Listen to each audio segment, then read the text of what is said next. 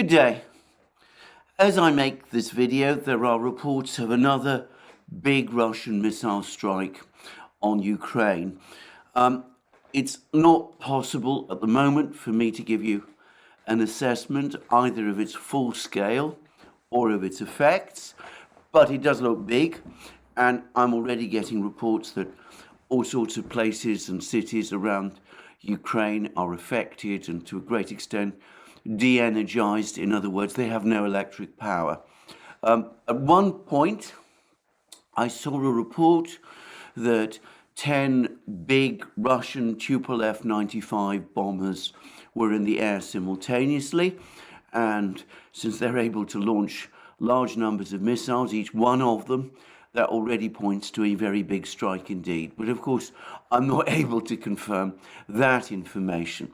It does seem as if the strike has hit many places across Ukraine, including Kiev, Kharkiv, Odessa, which has been heavily exposed to missile strikes and drone strikes since the Russians started this offensive against Ukraine's energy system on the 10th of October.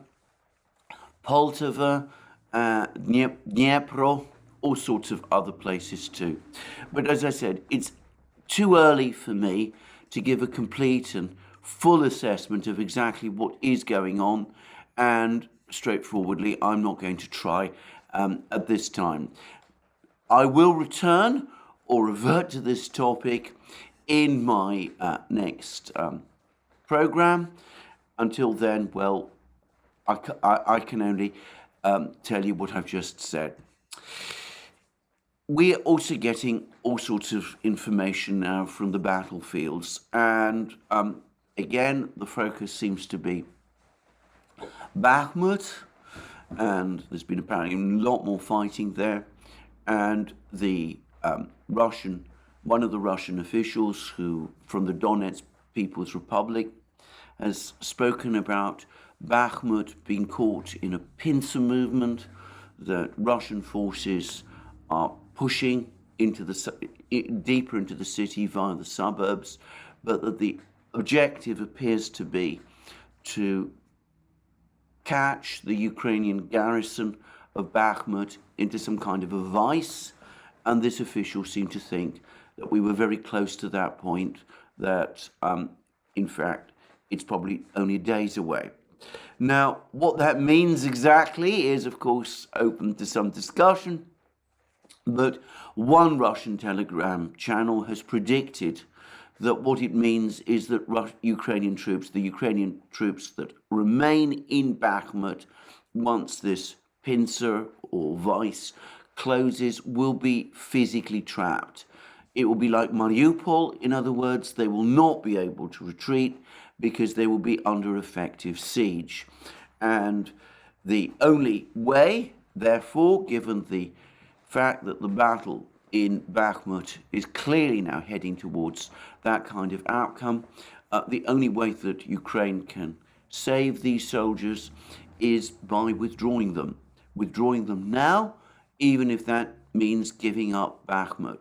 And there's been lots of discussion about whether or not this is something that Ukraine is considering doing. There have been many reports in the past that the Ukrainians were going to withdraw from Bakhmut, but they never have done.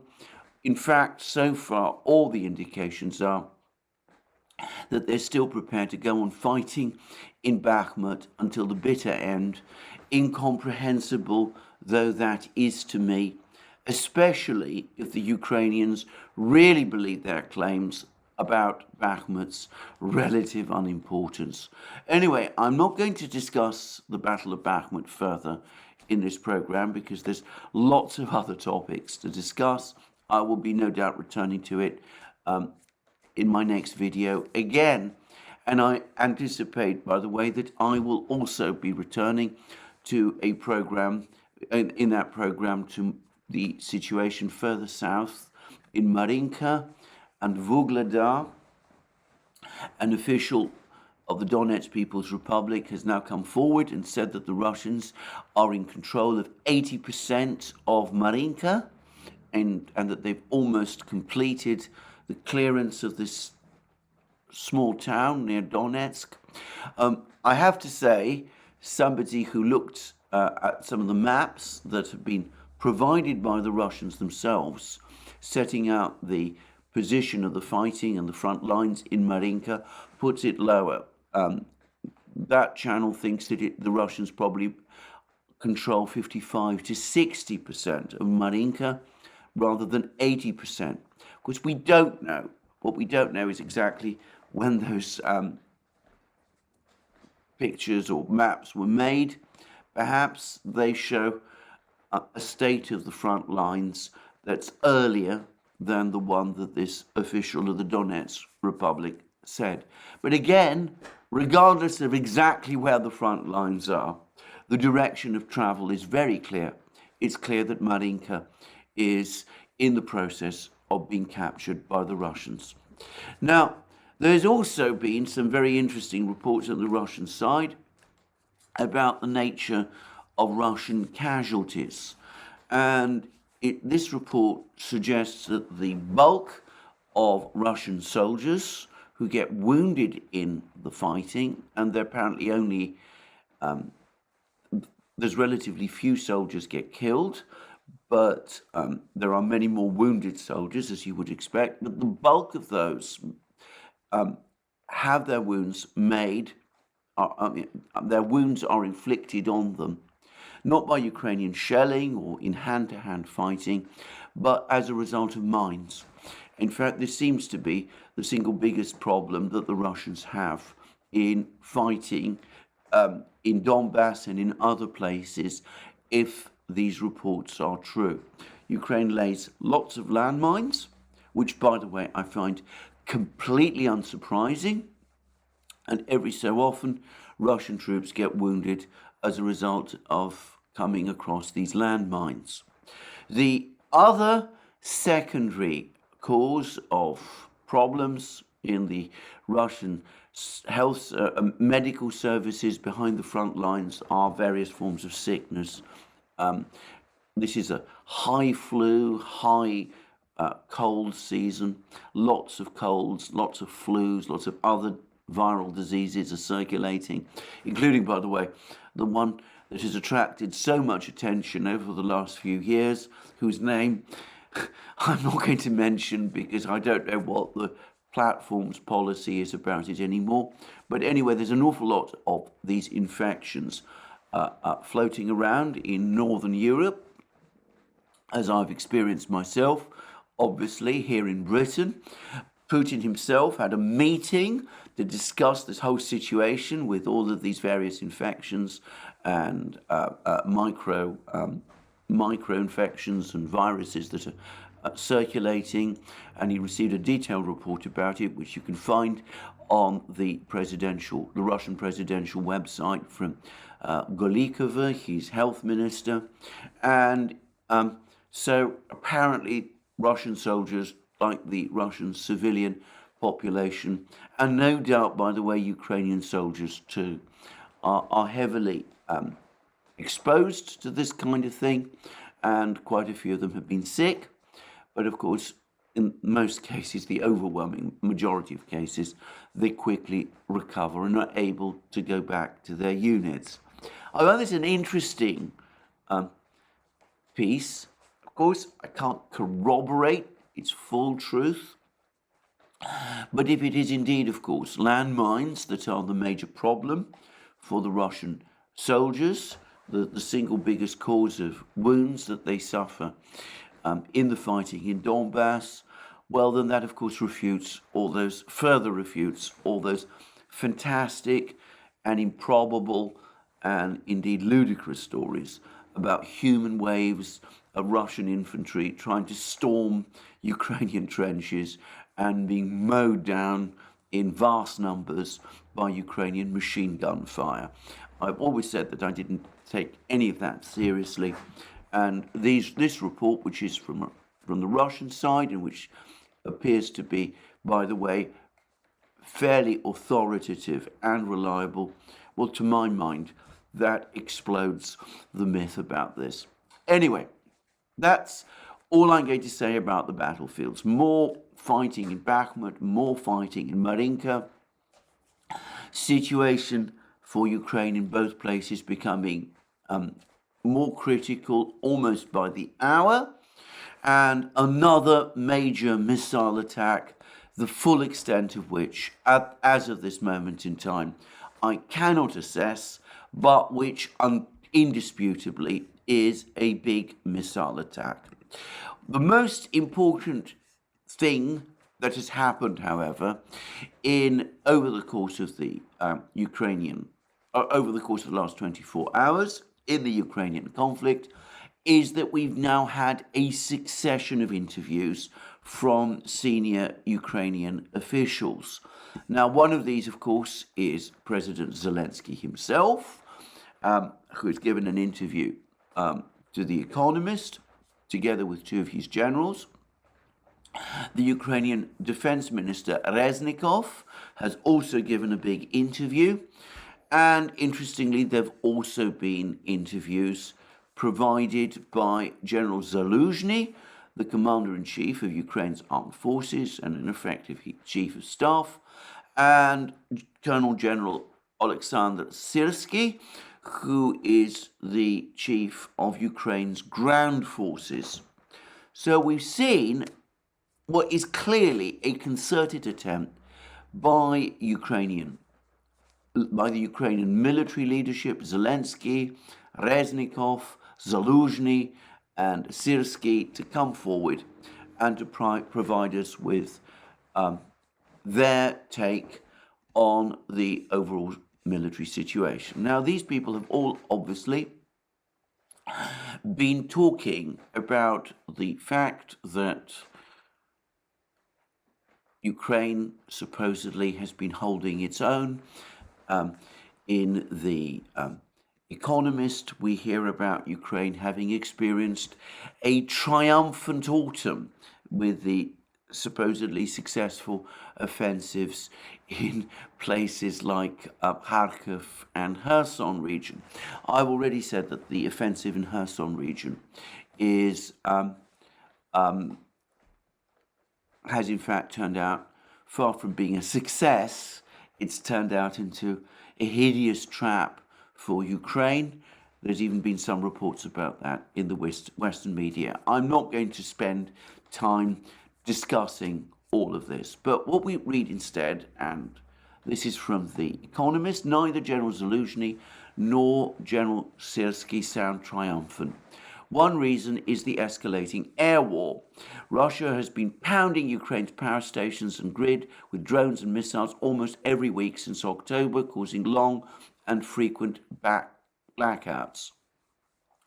And then of course, there's the usual talk, unproven, based entirely on guesswork, about Russia running short of precision-guided missiles. But then we also have Zaluzhny talking about, it seems that we are on the edge, and he talks about how the mood, how demoralization is starting to take hold as a result of the fact that people, soldiers, civilians, are finding it increasingly difficult to cope with the lack of electricity and the increasingly cold situation there. And we also hear from Zaluzhny and Syrsky about the very difficult situation in the front lines. And there's an admission that General Surovikin, who's taken charge of the Russian forces, has managed to unify all the various component parts of the Russian military into a single team, so that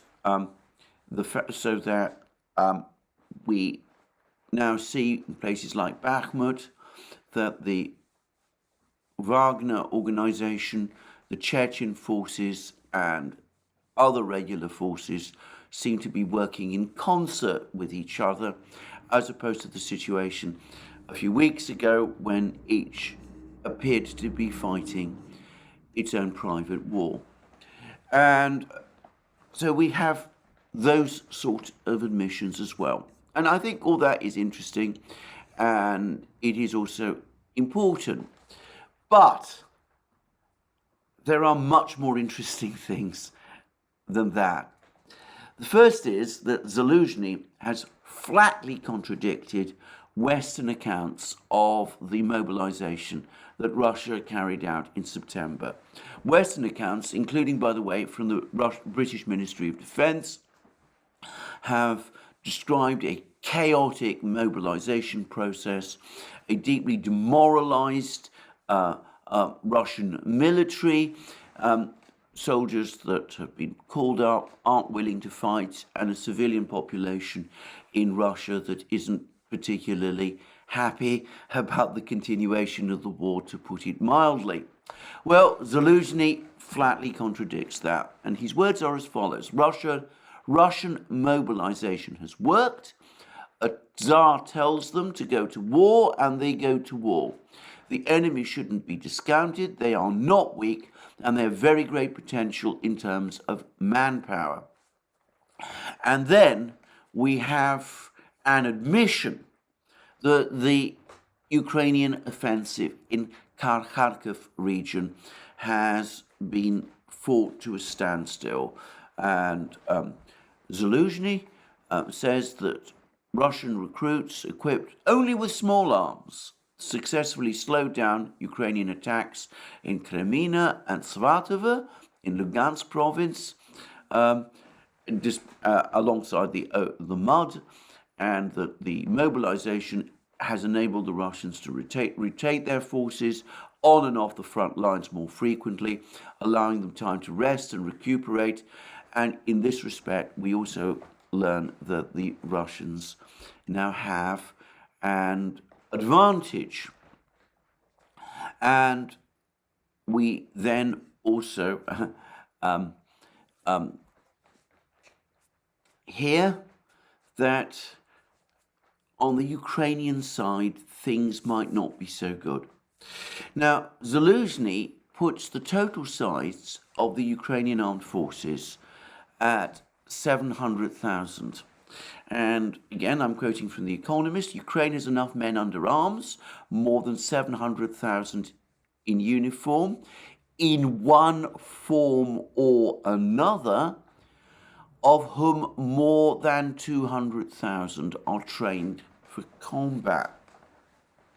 Now, that's a very interesting statement, because 700,000 in uniform, but of these, 200,000 are trained for combat.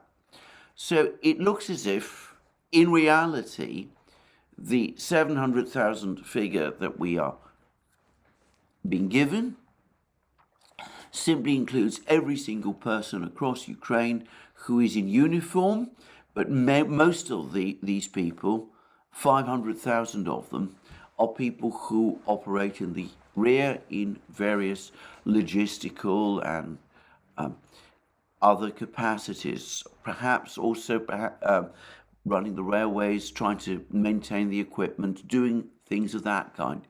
The actual number of combat troops that Ukraine has is 200,000.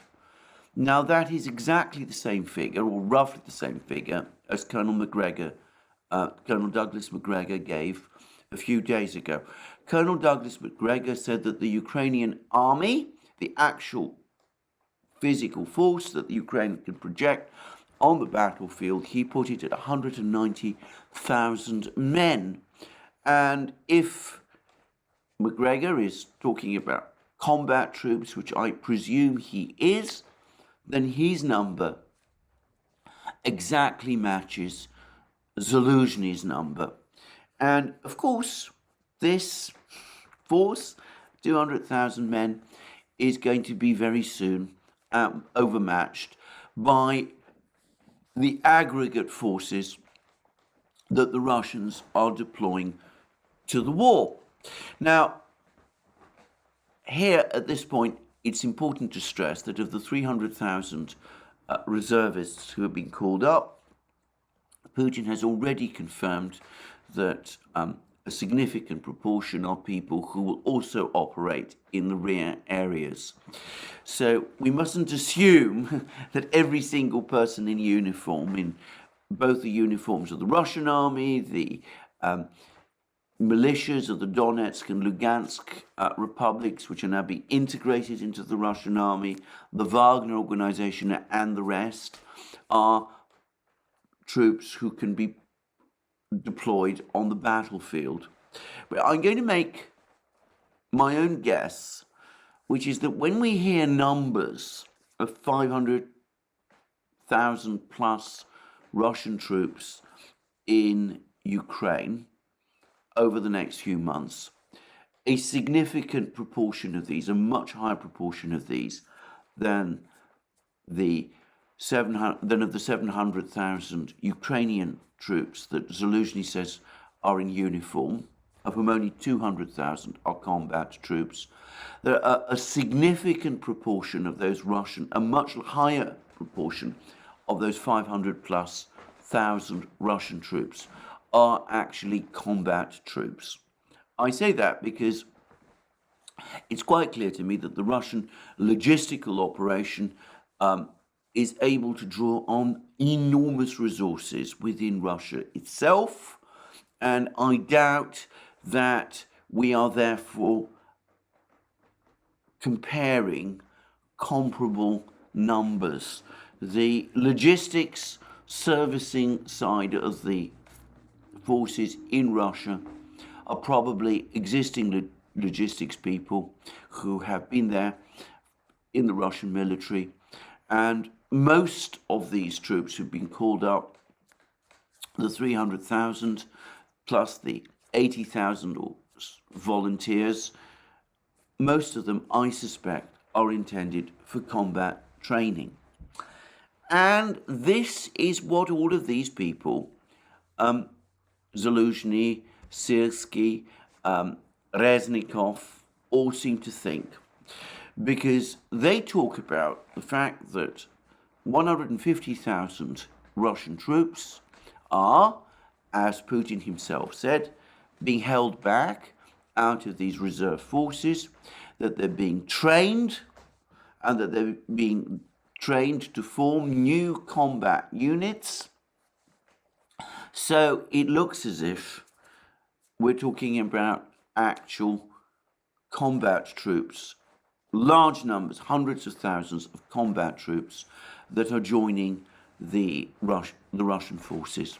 So it is highly likely, or so it seems to me, that at some point this winter, the total number of Russian combat troops trained for combat on the Ukrainian battlefields, will, for the first time in this war, outnumber the total number of Ukrainian combat troops trained for war.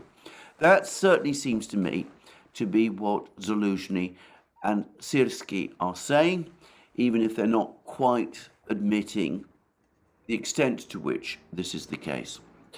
But then we hear more, because it looks as if both Zaluzhny and Syrsky are worried about the fact that they are also running out of weapons.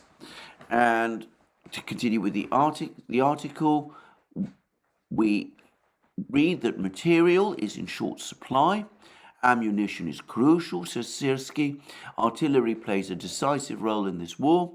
Therefore, everything really depends on the amount of supplies, and this determines the success of the battles in many cases. And we then reach a point where Zaluzhny talks about the prospects of this much touted offensive from Zaporozhye to Melitopol. He talks about the need to capture Melitopol. There's to be any prospect of cutting the land corridor to between Russia and Crimea, and of threatening the Russian positions in Crimea. And Zaluzhny says sets out what his wish list would be. I know that I can beat this enemy, but I need resources. I need 300 tanks, 600 to 700 infantry fighting vehicles, 500 howitzers. The incremental arsenal he is seeking is bigger than the total armoured forces of most European armies, is what The Economist says. That is an understatement, a massive understatement, by the way. So, is Zelensky going to get resources on that scale? 300 tanks? Possibly. Might happen. 600 to 700 infantry fighting vehicles? That, I think, is extremely unlikely indeed. 500 howitzers?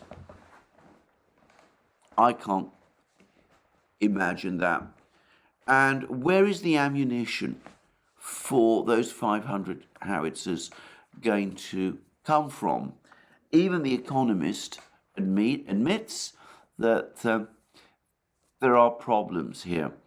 And it writes, on December 6th, America's Congress agreed in principle to let the Pentagon buy 864,000 rounds of 155mm artillery shells, more than 12,000 GPS-guided Excalibur shells, and 106,000 GPS-guided rockets for the HIMARS system, theoretically enough to sustain Ukraine's most intense rate of fire for 5 months non-stop. But this will be produced over a number of years, not in time for a spring offensive. Now, of course, here again, The Economist says that the Russians are also running out of missiles and running out of artillery shells and all of this. But what actual evidence on the battlefields for this is there? It doesn't seem like that's what the actual state on the battlefields points to. I've discussed this already. There's all kinds of speculations about the size in the the size of the Russian artillery and ammunition stocks and missile stocks before the war. The Financial Times, I think it was, that said that Russia started the war with 17 million rounds of shells and has fired 10 million of them. This is based on what Western reporters, what officials in the United States appear to be saying. 17 million. Compare that with the 860,000 that the United States is going to produce. 17 million was what the Russians allegedly started the war with. They're down to just 7 million, 7 times more than the United States is going to produce over several years, supposedly. And as I've said, if it is indeed actually the case that the Russians have fired 10 million shells over the course of the fighting, well, as I pointed out, that would be 37,000 rounds of shells fired by the Russian artillery over the course of the fighting in Ukraine on average every day. Now, again, I don't know how accurate, how reliable these figures are, but we can already see the problems based purely on the information that we are being provided from Western sources. It could be, it's highly likely the case, in fact, that all of these figures are wrong, that Russian stocks might be much bigger than that 17 million we've been hearing about, and it could also be the case that the Russians have been increasing their production of shells and missiles far beyond anything that in the West we know.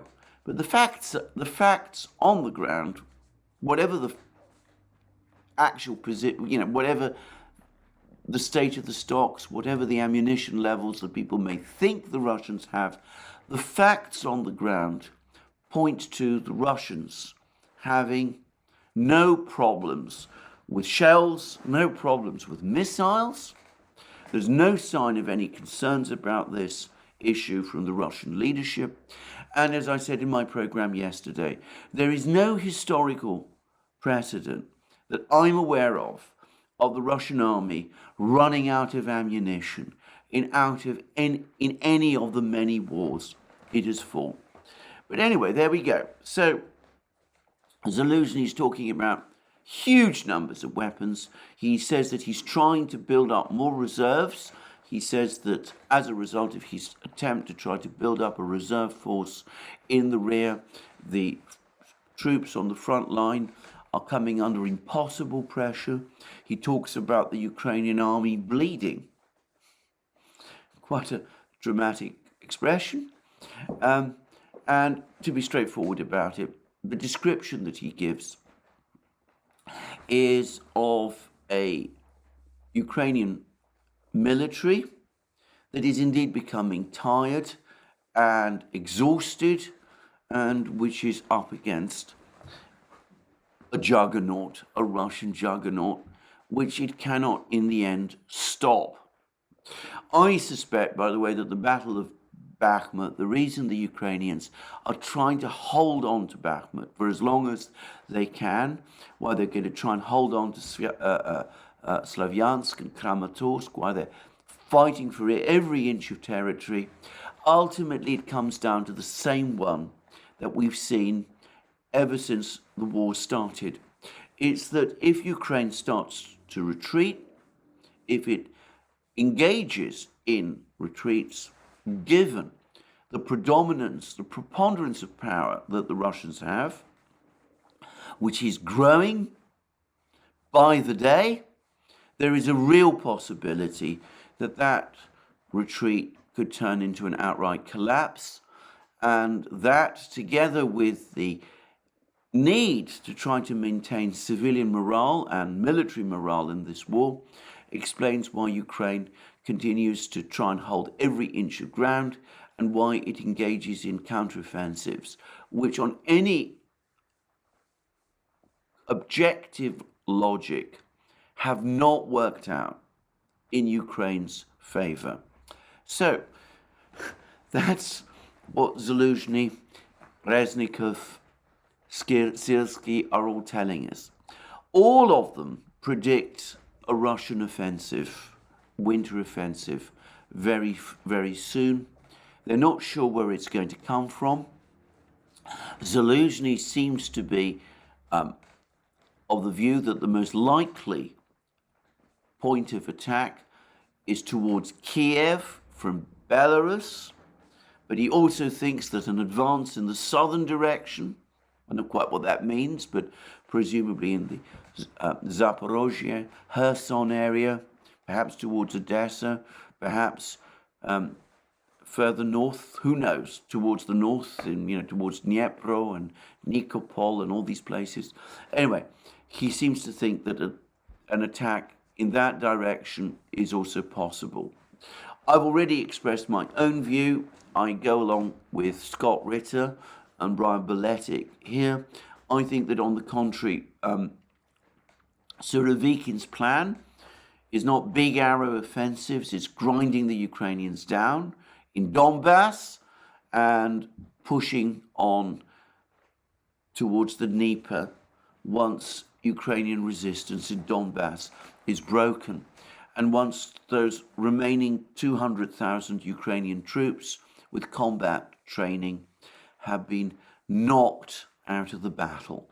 So that's, I think, what Surovikin is doing, and Ukraine feeding these reserves that Zelensky is trying to husband into the Bakhmut meat grinder.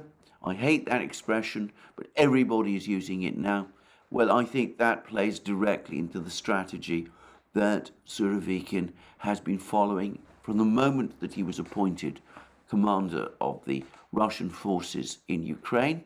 And that in itself is also an extension of the overall strategy the Russians have been following since the start of the war. So that's my own view. I don't think there'll be another march on Kiev. I don't think there's going to be a great push towards Odessa. I think that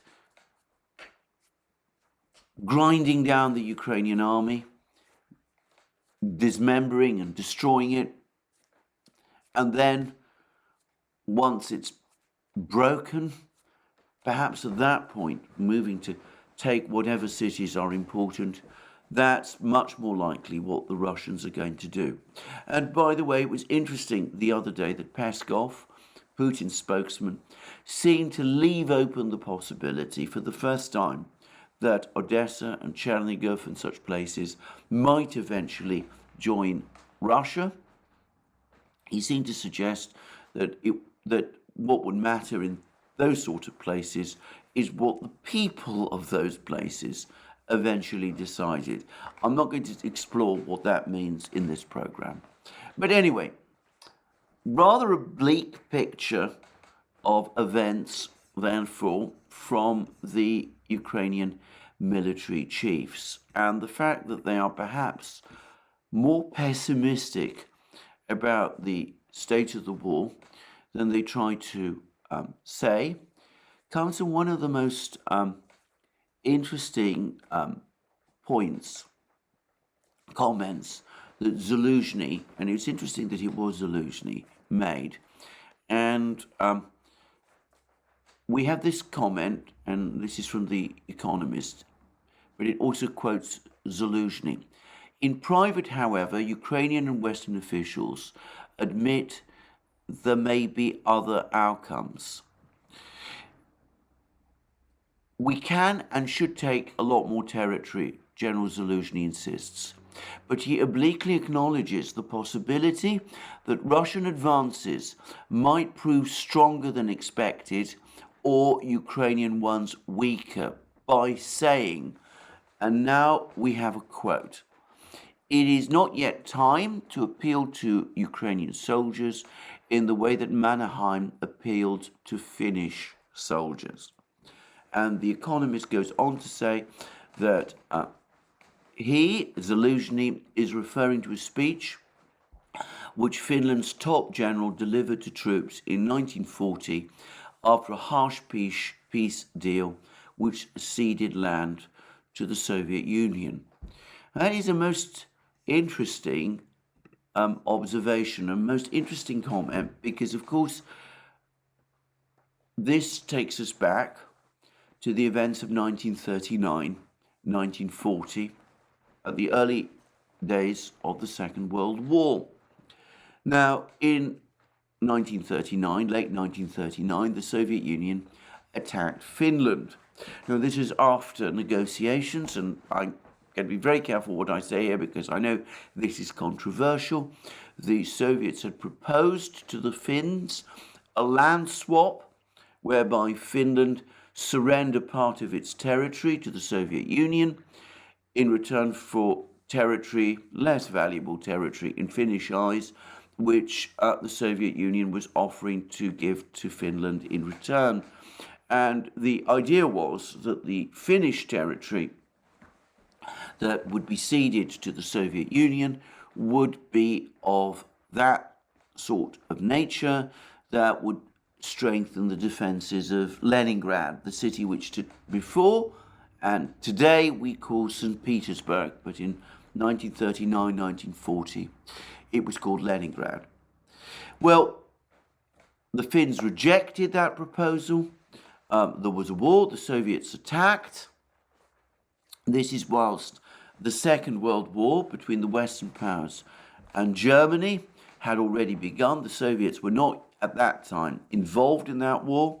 They recently signed a non-aggression pact with the Germans. And I should say that when the Soviets attacked the Finns in the winter of 1939, there was a colossal outcry against the Soviets in the West, in Britain and in France. And in fact, if you go back and read the British and French newspapers of that period, something which is admittedly not easy to do now, you'd have to go into the archives and libraries and things like that to find examples. anyway, but if you do that, you will find that people were in the West enormously excited about this war, very, very angry about it, far more angry, in my opinion, than they were about the German attack on Poland earlier in the year. But anyway, I don't want to get diverted. The point is that there were various promises, various ideas, various suggestions in the West about what could be done to help the Finns defend themselves against the Soviets. And there was talk about Western intervention in various places. There was talk about a march on Soviet positions in the Caucasus, even the capture of the Batumi, one of the ports on the Black Sea, suggestions about an advance on Baku, where the oil wells are, and even some talk about sending supplies to the Finns. And much of that talk and much of that discussion eventually evolved, in my opinion at least, into the ill-starred Norwegian expedition that the British and French were to launch later in the spring. But again, I don't want to get diverted too much into historical topics.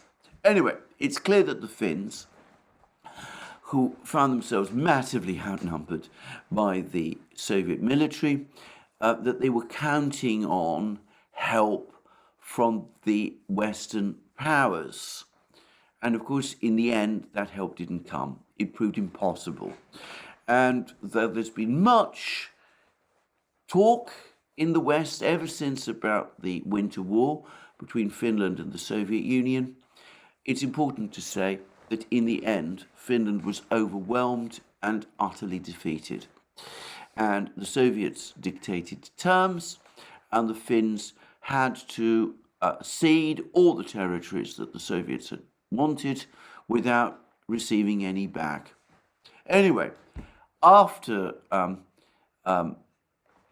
this long battle, in the face of that defeat, General Mannerheim, the commander of the Finnish army, made a famous address to the Finnish troops, and this was in March 1940, and it's a fairly long address, but there are some rather interesting sections to it, and I suspect these are the ones that Zaluzhny and the Ukrainians have in mind. Anyway, I'm now quoting Mannerheim's words. In spite of all bravery and spirit of sacrifice, the government, the Finnish government, has been compelled to conclude peace on severe terms, which, however, are explicable. Our army is small and its reserves and cadres are inadequate. We were not prepared for war with a great power. Whilst our brave soldiers were defending our frontiers, we had insuperable efforts to procure what we lacked. We had to construct lines of defense where there were none. We had to try to obtain help, which failed to come. We had to find arms and equipment at a time when all the nations were feverishly arming against the storm which sweeps the world. Your heroic deeds have aroused the admiration of the world, but after 3.5 months of war, we are still almost alone. We have not obtained more foreign help than 2 reinforced battalions equipped with artillery and aircraft. For our fronts, where our men fighting day and night without the possibility of being relieved, have had to meet the attacks of an ever-fresh enemy forces, straining their physical and moral powers beyond all limits. And without the ready help in arms and equipment which Sweden and the Western powers have given us, our struggle up to this date would have been inconceivable against the countless guns, tanks and aircraft of the enemy. Unfortunately, the valuable promise of assistance which the Western powers have given us could not be realized. And I'm not going to say more. So Zaluzhny is floating the possibility in this interview with The Economist of Ukraine's eventual surrender. that he might be forced in the end, against his wishes, to do what Mannerheim did in March 1940, when Mannerheim also found himself massively outgunned and outfought by the Soviets. Mannerheim had to come to terms, the Finns had to come to terms, and part of the reason Mannerheim gave was that the support from the West, the support the West promised to the Finns at that time, did not materialize. The Finns were to all intents and purposes left on their own, and they were ground down by the Soviet juggernaut. Zaluzhny is hinting that perhaps at some point he might have to do the same thing. He might have to report to Zelensky and Ukraine's political leadership and tell the Ukrainian troops on the battle lines that Ukraine has run out of resources, run out of material, run out of men, that they can't take on the ever fresher forces of the enemy, the Russians, who massively outnumber Ukraine in terms not just of numbers of soldiers, but men, materials, machines, missiles, all those things. And of course, Zaluzhny is also hinting that if he is put in that position, it will be the same reason that Mannerheim found himself in the position that he did back in March 1940, that the West has not delivered on its promises. Well, I doubt that The Economist is fully aware of all of this history. Perhaps they haven't properly read Mannerheim's speech, but it seems that Zaluzhny knows about it and he's thinking about it. This is despite the fact that he is, by all accounts, a fervid Ukrainian nationalist. He's appeared with a photograph, with a bracelet, with a, shall we say, a symbol redolent of the spirit of some countries in Europe, Central Europe in the 1940s. Again, I'm choosing my words carefully. And of course, he's also recently published a photo of himself with the picture of Stepan Bandera in the background. So, as I said, we're not talking here about a moderate, a political moderate in Ukrainian terms, but he seems to be aware that the calculus of this war is tilting against him, is tilting against Ukraine. So we have talk about, how well things have gone. You can take all that with a pinch of salt. But even The Economist admits that Zaluzhny and Syrskyi are not being optimistic, are not triumphalist rather.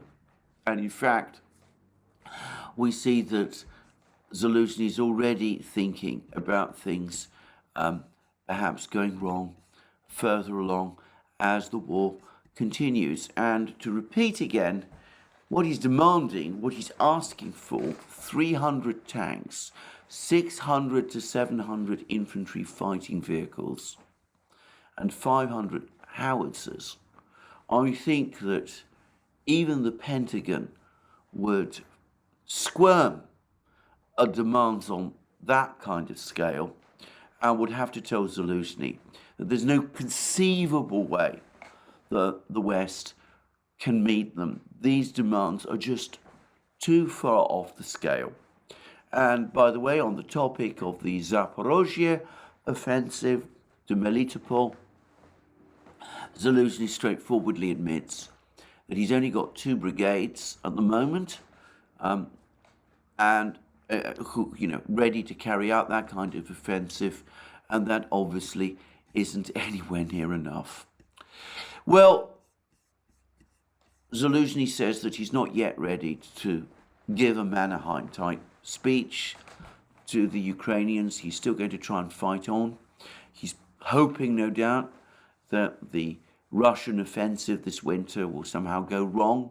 He might be hoping for another crisis in Moscow. Or perhaps the Ukrainians have still not quite got over the belief that the West will somehow ride to their rescue. Maybe he's still counting on that. And then, of course, there's always that phantom of the Russians running out of weapons, running out of missiles, running out of shells. Though, as I've said, the situation on the battlefield simply doesn't point at all in that direction. But I find it very interesting that Zelensky, after setting out the problems that the Ukrainians are facing, is apparently already facing the possibility that at some point he might be forced to do what Mannerheim did in March 1940 and tell his soldiers, look, all your sacrifices have been in vain. The other side ultimately is too strong, and the West has not been able to deliver on its promises. Now, I've discussed all of this in great detail. I'm going to now move on to two other topics. First of these is that President Putin of Russia has now had a meeting again with his top economic specialists. He seems very confident about the overall state of the economy. He now predicts a GDP contraction this year of 2.5% as opposed to 2.9%, which is what he spoke about just a few weeks ago.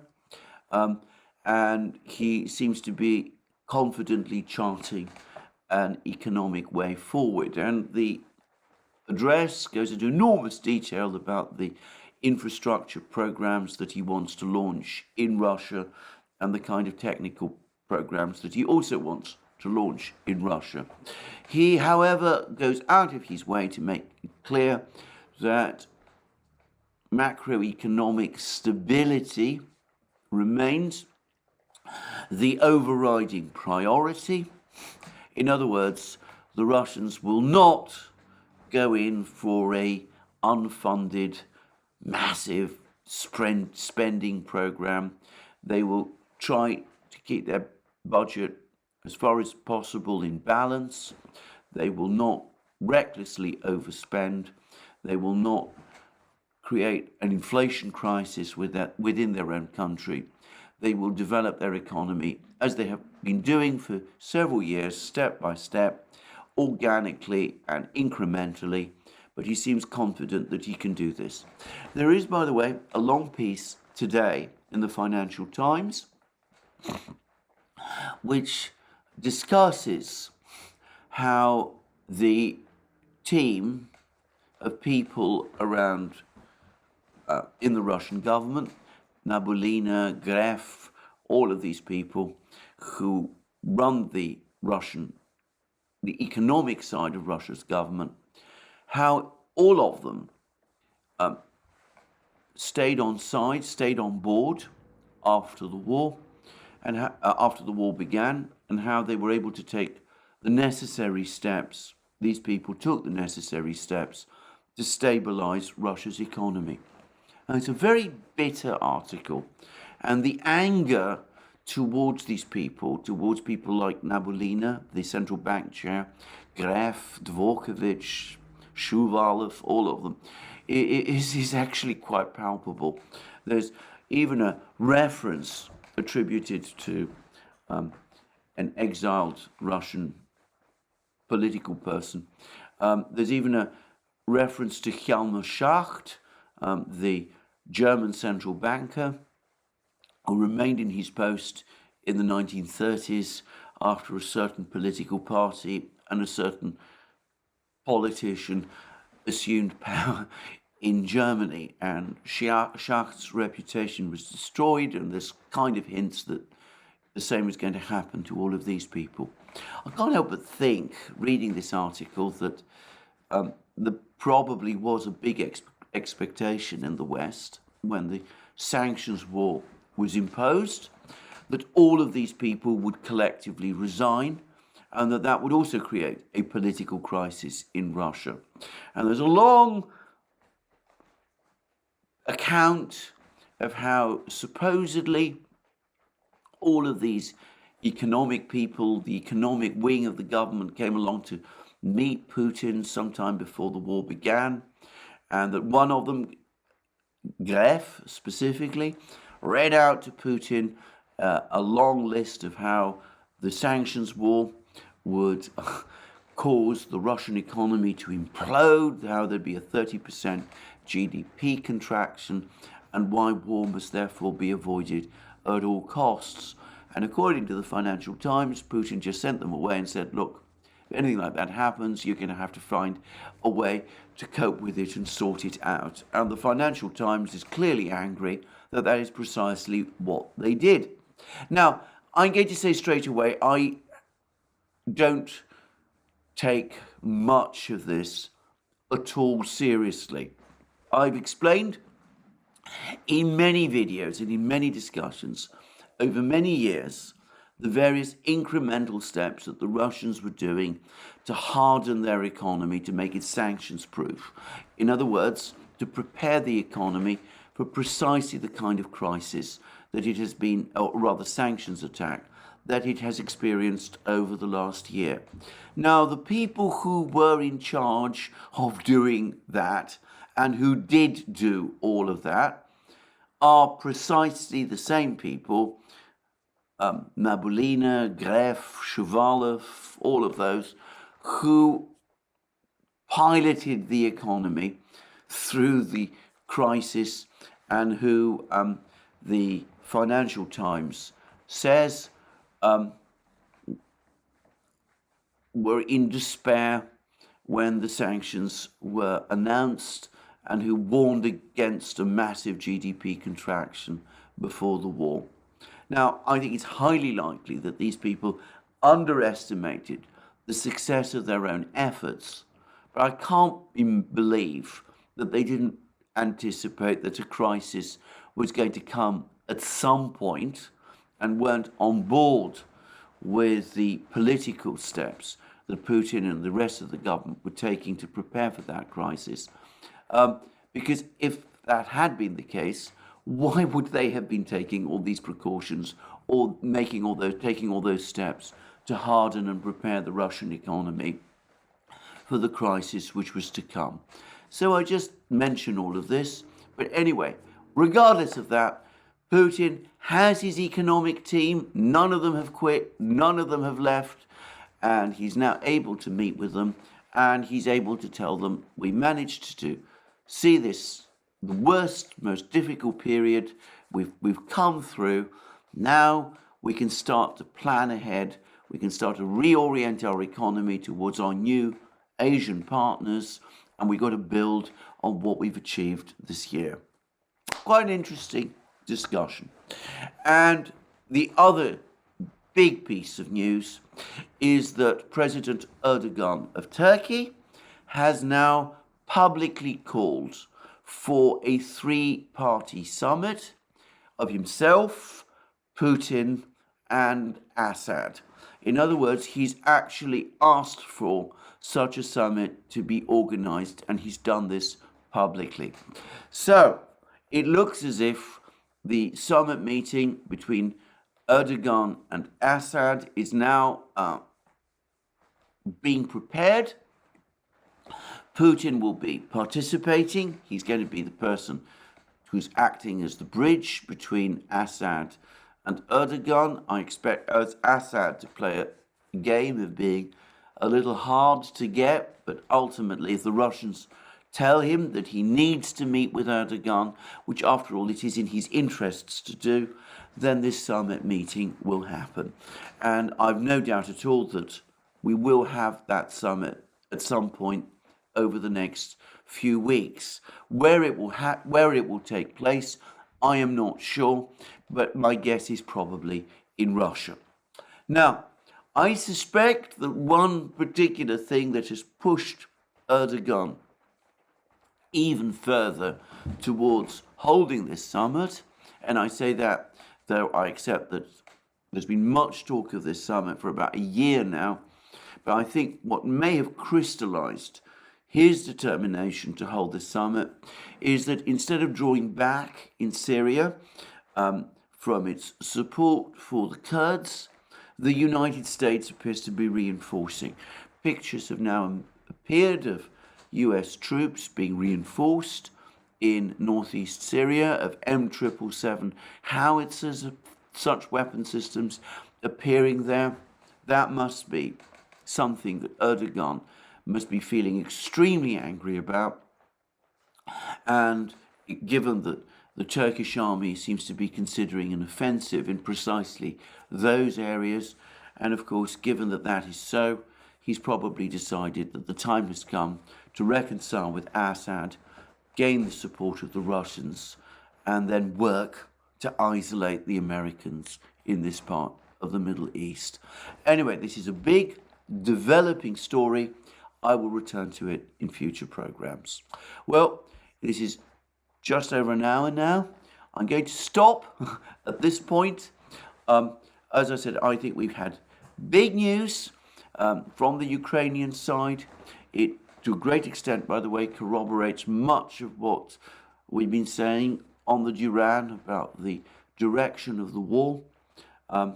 And obviously, as things develop there, as we learn more about the missile attacks, more about the situation on the ground, and of course, as this Erdogan, Assad, Putin summit story develops and evolves, well, we'll be covering it on the Duran and here on this channel.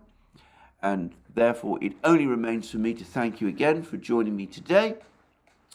To remind you that you can find all our videos on our various other platforms, Locals, Rumble, ODYSEE, BitChute, Rockfin, and Telegram. And of course, you can support our work via Patreon and Subscribestar by going to our shop, where you can buy all the amazing merchandise we have there, our mugs, our hats, our hoodies, our t-shirts, our sweatshirts, and all of those things. And last but not least, if you've liked this video, please remember to press the like button and to check your subscription to this channel. Thank you for joining me again today. More from me soon.